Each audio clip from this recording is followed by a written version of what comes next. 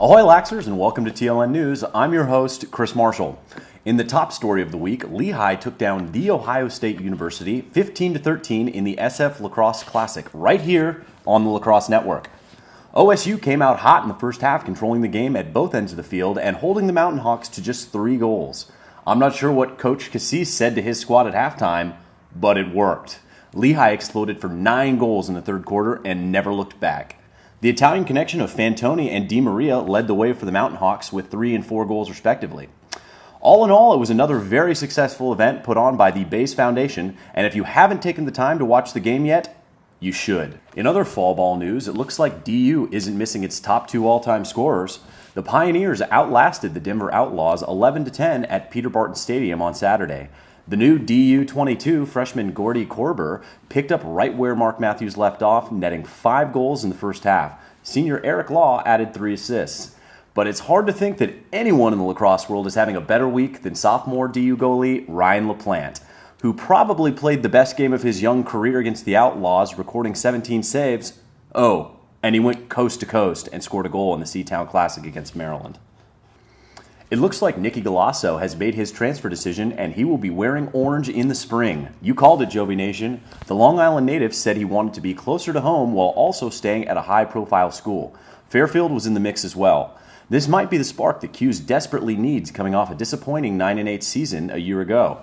I think that Nicky will find the form that made him ACC Rookie of the Year and be an impact player right away.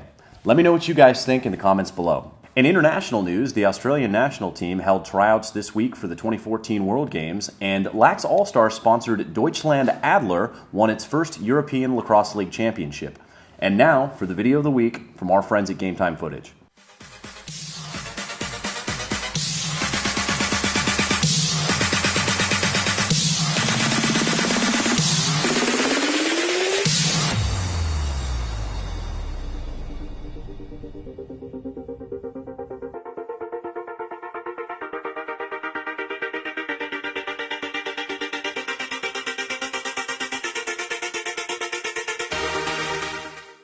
I'm not going to lie, I see a lot of myself in Ben MacArthur's game. In office news, the top fundraiser for the Lacrosse Network Lax Stash Madness team this week was Justin Lee. Great job, Justin. We will also be sending out prizes for the top fundraisers on our team, in addition to the great prizes that are already up for grabs from the Headstrong Foundation. So click this link, join the team, and help us cross-check cancer. And now for the final rundown. We had 8,000 subscribers, so shout out to you guys. Steele Stanwyck signed with Under Armour. U.S. Lacrosse announced that Loyola and Notre Dame will be taking on Team USA at the Champion Challenge at the end of January.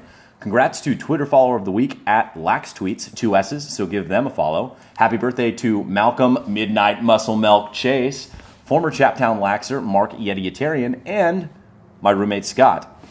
As always, I'm Chris Marshall. Stay laxy.